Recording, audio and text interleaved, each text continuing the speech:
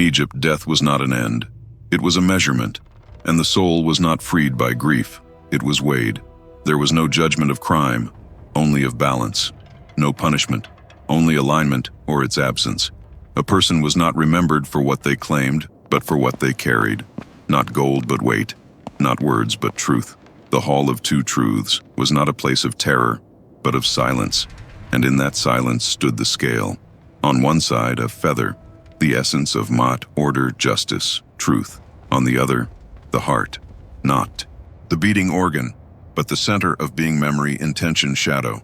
The gods did not speak first, they listened, because in Egypt, truth revealed itself without argument, and if the heart was heavier than the feather, it did not burn, it ceased. To be unjust was to be unstructured. To be unstructured was to dissolve. There was no wrath, only refusal of passage. And if the heart balanced, if the life behind it had echoed order, then the soul passed on, not as reward, but as recognition, because eternity was not earned, it was aligned. But no one stood alone. Anubis waited, not to condemn, but to guide. His black jackal head was not fear but function. He did not judge. He brought the soul to where judgment could occur. He was the stillness before the truth, the weight before the word. And in that sacred hush, life became structure and structure became legacy. The heart in Egypt was not a symbol of love. It was a chamber of memory. Every choice, every silence, every hesitation was stored within it. The tongue could lie, but the heart could not, because in the moment of judgment the heart did not speak. It revealed. There were no lawyers, no defenders, only truth and balance. The soul did not argue, it echoed. And Anubis stood beside the soul, not as comfort but as structure. He touched nothing, yet measured all. He watched the scale, not to control it, but to ensure its honesty, because even the divine required verification. The feather of Ma'at was not metaphor. It was calibration. 1. Breath too heavy. 1. Injustice too deep. 1. Pattern too broken, and the balance tilted. But the soul had been warned in life through ritual, through law, through myth, because Egypt taught that to live well was to die ready, and readiness was structure, was harmony, was intention, carried through action. The heart that remembered carried not only what it did, but what it upheld. Did it protect order? Did it honor name? Did it preserve measure? Not perfection, but pattern, because the gods did not seek saints. They sought symmetry, and those who lived in rhythm left behind a heart light enough to rise. The feather of Ma'at was not light because it floated. It was light because it was exact. It was not made of air but of principle. Every strand, every curve was the law itself, unwritten yet unmistakable. It judged nothing. It simply revealed. When placed on the scale beside the heart, it did not accuse. It clarified. There was no anger in the feather, no emotion, no ambition. It was balance in its most unshakable form, and that made it terrifying, because it could not be deceived, not by prayer, not by regret, not by beauty, not by name. The rich weighed the same as the poor. The known weighed the same as the forgotten. In that moment, all voices fell silent, because the only sound was the shift of truth settling into place. And if the scale held, if heart and feather matched, then the soul moved forward, not rewarded but recognized, because in Egypt, paradise was not a prize. It was alignment, a place for those who lived in rhythm to return to rest. And if the scale tipped, if the heart betrayed imbalance, then the soul was not punished. It was absorbed by the devourer, by the end without echo, by the silence that does not remember, not out of cruelty, but out of necessity, because imbalance cannot enter eternity. It must end. And thus, every judgment was not only about the soul, it was about the protection of order itself. Judgment in Egypt was not loud. There were no crowds, no proclamations, no divine thunder, only silence. Because truth needs no voice, it reveals itself. And in that chamber beneath the earth beyond time, the soul stood alone. No past titles, no family name, no achievements, only the heart and its weight. And those who watched did not speak. The gods were present, but not to interfere. They were witnesses, not judges. Thoth recorded, but did not argue. He wrote what was. Ma'at stood still, not as a goddess, but as a principle. She did not lean. She did not weigh the feather. She was the feather, and Anubis, guardian of this silence, moved without sound. He did not offer comfort. He did not offer fear. He ensured that the silence remained honest, because it was in that quiet that the soul heard itself. Every lie, every kindness, every hesitation, every truth. There was no escape, because there was no pursuit, only reflection, only balance or imbalance. The judgment was not a moment, it was a mirror, and the soul chose its own outcome, not by action but by essence. Because in the end, what we carry is what we are, and the scales do not forgive or condemn. They simply show there is a God who does not command armies, who does not wield thunder, who does not demand temples. He watches, he listens, he writes Thoth, the scribe of the gods, the keeper of truth, the recorder of eternity. He does not alter, he does not judge, he witnesses, and that is power, because in Egypt what is written becomes real. Words were not decoration, they were architecture. To record was to preserve was to ensure continuity, and Thoth wrote without bias. He stood beside the scales, not to tip them, but to testify. He recorded each judgment not as punishment, but as pattern, because the soul was not lost in death. It was measured, catalogued, understood. The Book of the Dead was not a myth, it was a map, and every map needs a scribe. Thoth inscribed not only the verdict, but the echoes that led to it, the choices, the silences, the paths taken, the truths avoided. He saw the thread through a life, and in that thread, he found design. Because law without record dissolves, but law remembered becomes unbreakable. Thoth did not speak often, but his writing was louder than kings.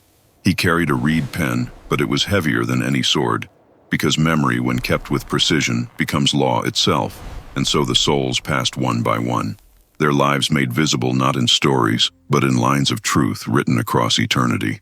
The heart in Egypt was not just an organ, it was a record, not of blood, but of truth. Every thought, every silence, every intention etched itself into the heart. And when death came, the heart was not buried. Tea was brought forth, not for mourning but for weighing, because no soul entered eternity without balance. The scale was simple but absolute. On one side, a single feather, the symbol of Maat, truth, balance, order. On the other, the heart, not the deeds, not the body, just the weight of what one had truly been. This was not metaphor. This was law, and the scale did not lie. It did not care for tears, for regrets, for excuses. It measured essence. If the heart was light, the soul was free, free to pass into the field of reeds, a mirror of life without pain, without shadow. But if the heart was heavy, it was devoured, not punished, erased. The devourer waited, part crocodile, part lion, part hippopotamus, not evil but necessary, because in Egypt there were fates worse than torment. One of them was to be forgotten, to be denied afterlife, to become silence, to unbe. The heart knew, the heart remembered, and so when it was placed on the scale, there could be no performance, no argument, only truth carved into weight. Some tried to cheat, to cast spells, to deny, I have not lied, I have not stolen, I have not cursed the gods. But the feather did not listen. It compared, it weighed, and Thoth recorded, because judgment in Egypt was not rage, it was rhythm, it was return, it was reality. The scale balanced the world one soul at a time, and the afterlife was not a gift, it was a result. If the heart was light, the journey did not end, it began. The soul, unburdened, unbound, was led beyond the hall, beyond the guardians, beyond the echoes of its former life. There it reached the field of reeds, not paradise, not reward, but reflection. It was Egypt as it should be, as it always wished to be. The Nile flowed without flood or drought.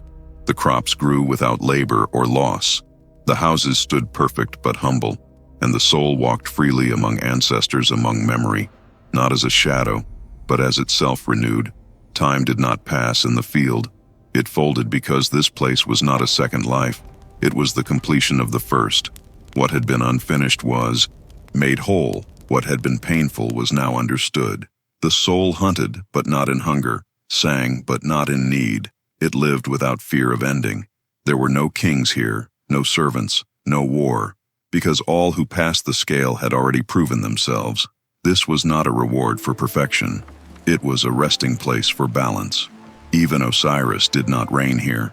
He observed from stillness, from depth. He was not ruler but foundation.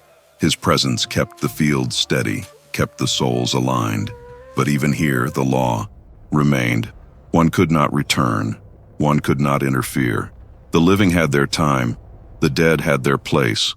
Only through ritual, through remembrance, could bridges be glimpsed. And so the field of reeds remained perfect because it remained distant.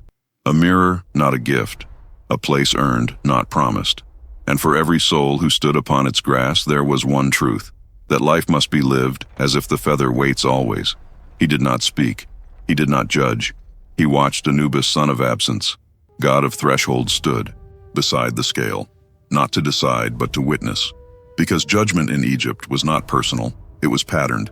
The heart was not compared to sin, it was compared to balance, and the scale was not a symbol, it was a system. One feather, one truth, and across from it, the heart of every soul. Anubis touched neither. He ensured fairness. He kept the beam straight, the arms, even the feather untouched by wind or manipulation. He did not accuse, he did not forgive, because law did not love. It aligned. The soul stood, alone. No wealth, no name, no titles. Only memory, only choice, only weight. The feather of Ma'at never changed. It was the world as it should be in one breath, and the heart changed always. It held burden, it held silence, it held everything the soul had done, and everything it had ignored. Anubis saw it all but did not flinch. Because watching was his offering, he honored the system by never interfering, and in that stillness he held space for truth. Some hearts passed. They rose light as air, and Anubis stepped. Aside, others sank heavy, unbalanced, and for them the scale tilted and a mit stirred. But that was not Anubis's task. He did not punish, he did not warn, he watched. Because in Egypt, judgment was not a moment. It was a mirror, and the one who watches must never look away. There is no scream, no flame, no rage, only waiting. Ammit does not chase souls. She does not seek them. She waits at the foot of the scale, always hungry but never hunting. Because in Egypt, destruction comes only when invited. Ammit is not punishment. She is consequence, a creature of lion, hippopotamus, crocodile. She is made of power but shaped by restraint. Her jaws open only when balance is denied. She cannot be bribed. She cannot be escaped. And so the soul must stand. If it passes, she sleeps. If it fails, she feeds. But feeding is not cruelty. It is necessity, because the unbalanced heart cannot return to the world, cannot rise to the stars, cannot rest in the field of reeds. It must be removed from the cycle, so it does not unmake others. Ammit ensures this, with no hatred, with no joy. She is not evil. She is not feared. She is respected, because her hunger keeps the world from breaking, and the soul when consumed does not suffer. It ceases. Memory ends. Name fades. Existence dissolves. This is the second death, not of body, but of meaning, and this death is final. There is no chapter after, only the silence that balance demands, and the space that justice leaves behind. Not all who die are forgotten. Some pass the test, their hearts light, their names intact, their deeds in harmony with the law, and for them there is no punishment, there is no reward, there is return. The field of reeds, Sekhet Aru, is not paradise, it is reflection, a mirror of Egypt but unbroken, a land of river of grain of order made whole. Those who reach it do not rule, they continue, they sow, they reap, they live without fear, without hunger, without injustice, not as ghosts, but as selves restored to the shape they earned. Time flows differently there, not slower, but steadier. Because time in balance does not erode, it deepens. The ancestors walk there, not as memory but as presence. They do not speak of judgment, they speak of return, of cycles fulfilled, of names spoken rightly. The gods walk among them, not to command but to accompany.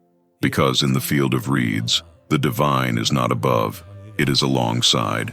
There are no thrones, no crowns, only rhythm, only law made living. This is not reward, it is recognition.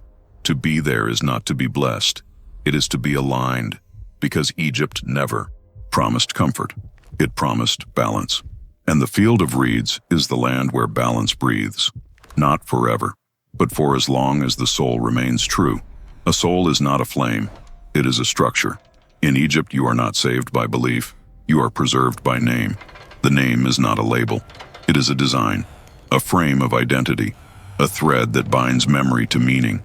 To lose your name is to dissolve, to be forgotten is to be unmade, because what is not remembered cannot be measured, what is not named cannot be judged. This is why tombs were carved, why stelae were erected, why names were painted again and again and again, not for pride but for permanence. A name spoken by the living feeds the soul of the dead. A name written in stone holds the soul in alignment. To erase a name was the greatest violence because it was not death, it was disappearance.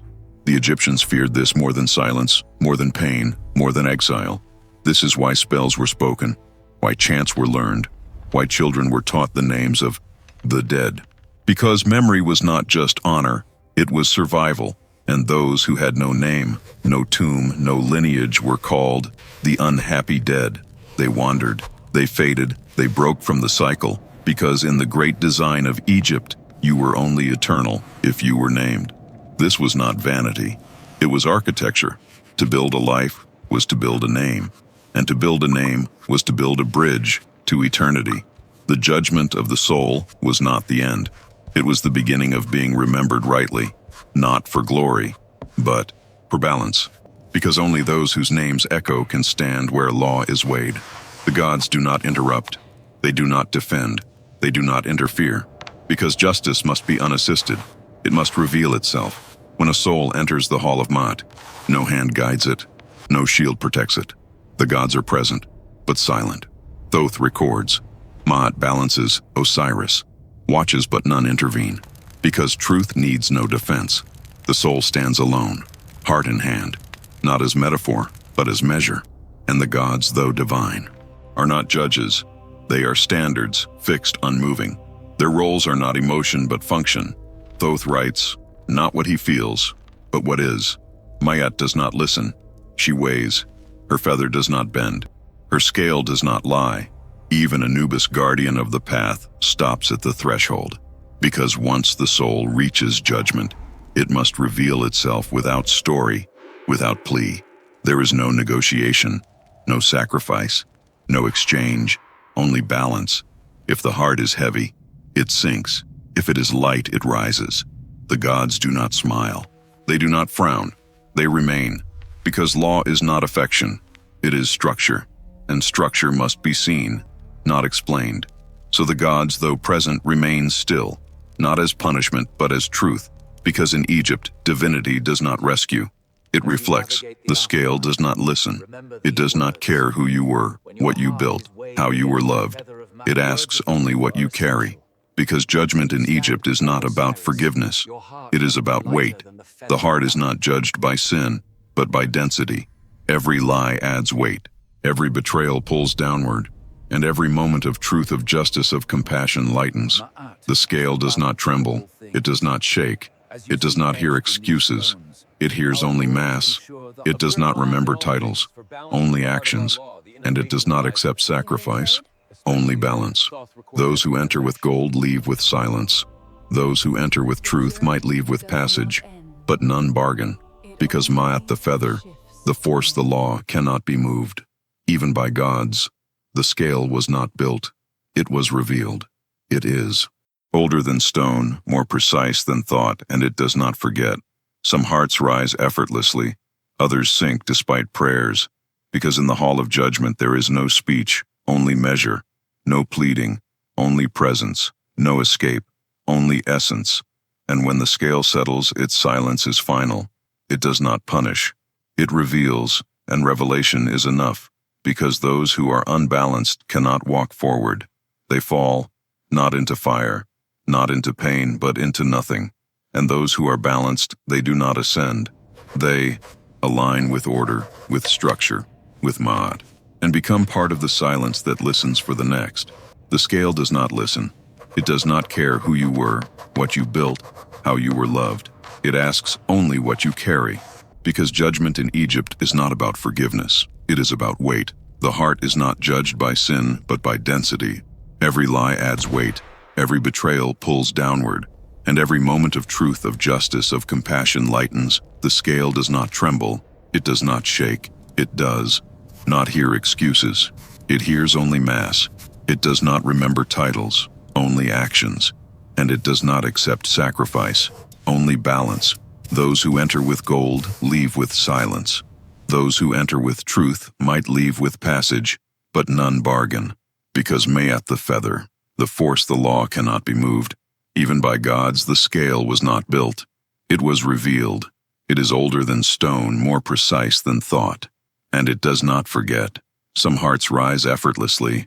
Others sink despite prayers, because in the hall of judgment there is no speech, only measure, no pleading, only presence, no escape, only essence.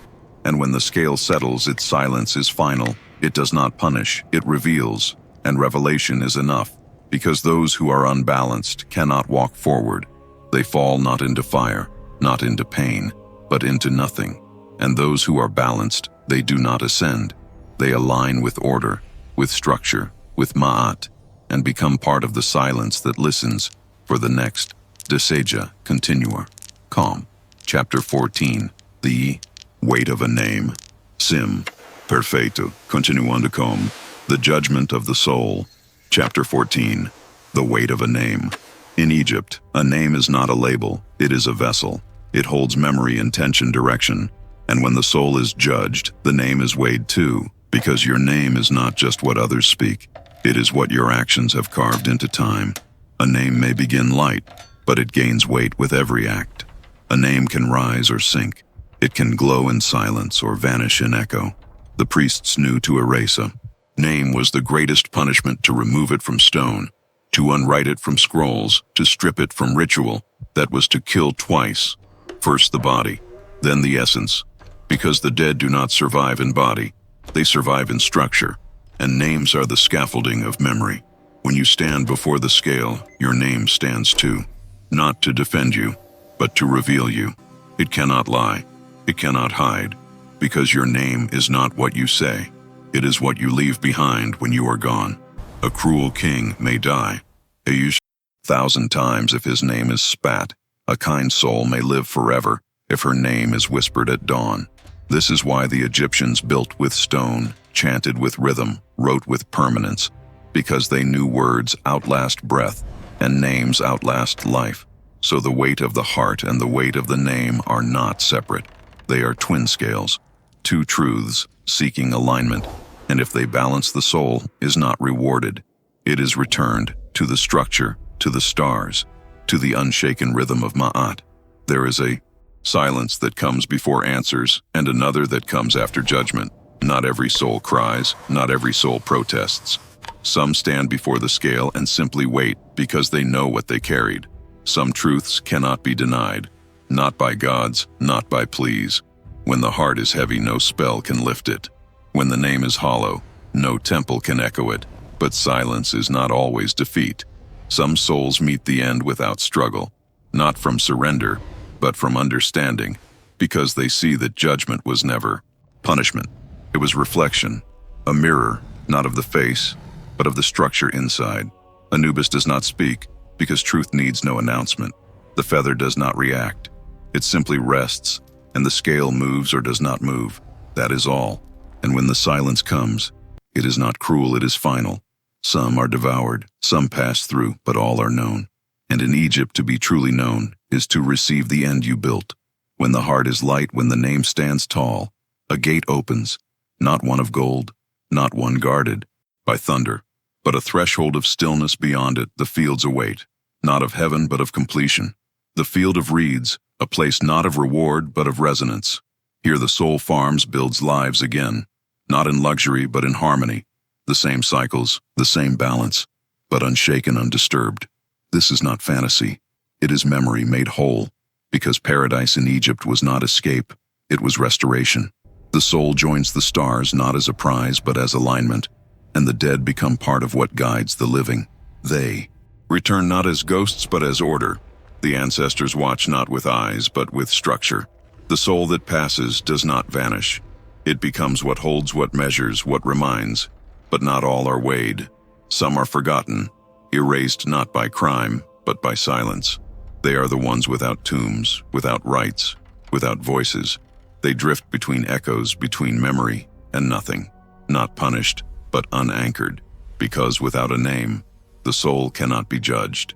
Without judgment, it cannot join the cycle. It cannot return. It cannot dissolve. It simply remains. This is why the Egyptians feared to die without burial, without word, without inscription, not for pride but for direction, because the soul without path is lost, and loss is not chaos, it is absence of alignment. The rituals, the prayers, the carvings, they were not vanity, they were maps, so that even the poorest soul, if remembered, could be weighed, could be placed, because judgment was not to punish, it was to guide, and guidance was the gift of memory. Even after the judgment, after the passing, after the stars receive the soul, one thing remains, the law, not written in books, not carved in stone, but embedded in balance. Mayat is not a rule. She is rhythm breath pattern. She does not change because gods rise or fall, because kings are kind or cruel. She simply is, and so she waits for every soul, for every name, for every breath taken in life. No one escapes, no one is exempt. Even the gods stand before the scale, because in Egypt, divinity is not power, it is alignment. This is why the dead are not feared, why the afterlife is not mystery, because the soul will be judged, not by wrath, not by favor, but by the weight it chose to carry. And when the last breath becomes silence, when the name meets its echo, the law will still be there, unmoved, unbroken, waiting.